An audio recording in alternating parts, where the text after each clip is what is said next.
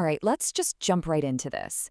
Have you ever caught yourself mid-scroll, right when your thumb is hovering over some random post, and honestly wondered, are you really in control of what you're reading right now, or are you just looking for a little safety? It's a pretty wild question, right? We all love to think of ourselves as these highly informed, completely independent thinkers, just, confidently navigating the digital world.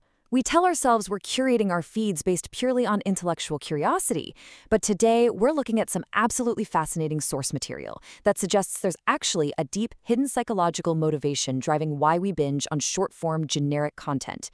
It's not just that we have short attention spans, it's something way more primal, and honestly, kind of revealing about human nature. So, welcome to today's Explainer, where we're digging into a piece titled The Comfort of Generalization. We're going to peel back the layers of our everyday media consumption. The headlines we click, the posts we blindly double tap, the little snippets we absorb all day long. And we're going to reveal the surprising vulnerabilities that actually drive these daily habits. If you've ever sat back and wondered why the internet looks the way it does, or why real, nuanced conversation feels practically extinct, this material breaks it down perfectly. Let's map out exactly how our own minds are kind of working against our desire for depth and why we almost always choose comfort over complexity. Okay, layer 1, the allure of generalizations. The source points out a really fundamental human truth here. People just absolutely love generalizations. And hey, let's be honest with ourselves for a second. We all naturally gravitate toward broad, sweeping statements online. Think about it. You're way more likely to scroll right past some incredibly dense, detailed economic analysis, and instead you stop to like a 2-sentence motivational quote, right? It just feels good when things make sense in general, because it takes a messy, super chaotic world and organizes it into a neat little box. We run into a deeply complex issue, and instead of wrestling with all those frustrating details, a generalization just hands us this nice, tidy summary we can effortlessly nod along to. It's basically an instant hit of understanding with absolutely zero heavy lifting. And the author connects this perfectly to the real world with this statement. That's why Twitter is so successful. Platforms that rely on bite-sized content, well, they don't just win because of some clever algorithm or a slick interface. They absolutely dominate because they cater perfectly to this deep-seated human love for the broad and the brief. Twitter, and really any platform just like it, they're basically the ultimate delivery systems for generalizations. There are built-in limits like character counts and feeds that literally refresh by the second. They practically force everything to be generic. There simply is no room for the whole story. And frankly, that's exactly how we like it. But why does it always play out this way? Well, as the source explains, you cannot elaborate and cover all the exceptions to be specific and real. Short-form media physically doesn't allow for nuance. Actually being specific and real, that requires acknowledging exceptions, caveats, totally different viewpoints, all those messy gray areas. It takes literal time and space to say, hey, this situation is actually really complicated. When you only have a few sentences, all those messy exceptions get completely stripped away. What you're left with is a highly generic statement that's honestly fundamentally disconnected from actual complex reality. It's just this heavily filtered version of the truth, completely sanitized for quick consumption. Which brings us right into layer 2, the path of least resistance. So why do we so eagerly accept these stripped-down versions of reality? Well, the text points out that talking in broad strokes is, above all, easy and safe. This really just comes down to the core cognitive mechanics of our brains. When we read a generic statement that happens to align perfectly with what we already believe, it doesn't demand any mental heavy lifting at all. It's an intellectual shortcut.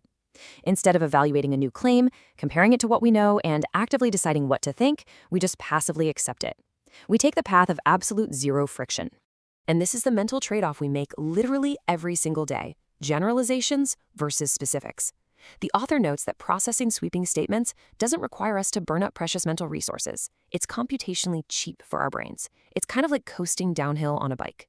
Specifics, though, they demand serious energy. They force us to navigate exceptions, weigh intricate details, and process new, maybe even conflicting information. That is like pedaling uphill in high gear. Given the choice, especially after a long, exhausting day in a super demanding world, our brains naturally just opt to save the battery. We default to the absolute easiest way to process things. Because we constantly want to conserve that energy, the source defines a very specific kind of media consumer: the casual receiver, someone who defaults to the easy route, reading generic statements because it requires literally no additional thinking. The text points out that so many of us actively default to this mode. By choosing to read generic stuff just because it's easy, we become incredibly passive in our daily lives. We aren't actively engaging with the world, or challenging our preconceived notions, or trying to actually learn something new. Nope, we are just casually catching whatever oversimplified conclusions get tossed onto our feeds. We completely transform from active learners into just passive bystanders of information. But why are we so totally fine being passive bystanders? Let's slow down for a second here, because this is where we hit layer 3, the fear of questioning authority.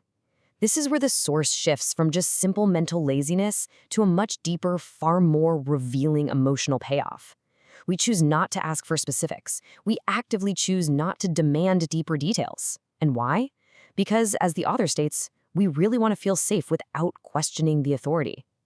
Digging into the specifics inevitably means you have to challenge the source of the information, whether that's a news outlet, your favorite influencer, or the platform itself. And actually taking on that challenge, that's an emotional risk most of us just aren't willing to take. The source material maps out this dangerous chain reaction to show us exactly why we avoid the specifics. It's this powerful domino effect. It goes like this. Step 1, you question authority. You ask for proof or a bit of nuance. But as the text warns, doing so automatically triggers step 2, more questions. The answers you get just aren't satisfying, which quickly leads to step 3, further distrust of the platform or the person you're reading.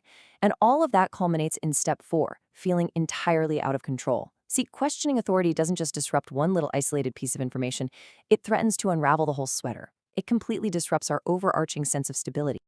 And that brings us to the ultimate reveal, layer 4, the illusion of control. This right here is the raw psychological root of our modern media habits.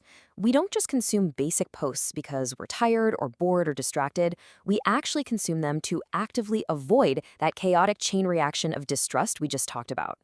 Deep, specific information highlights exactly how complex the world truly is, and it reminds us of how incredibly little we actually know. And honestly, realizing our own ignorance is scary. So avoiding that depth is, surprisingly enough, a deeply ingrained coping mechanism. It's literally a shield we use to protect our own psyche from the sheer overwhelming nature of reality.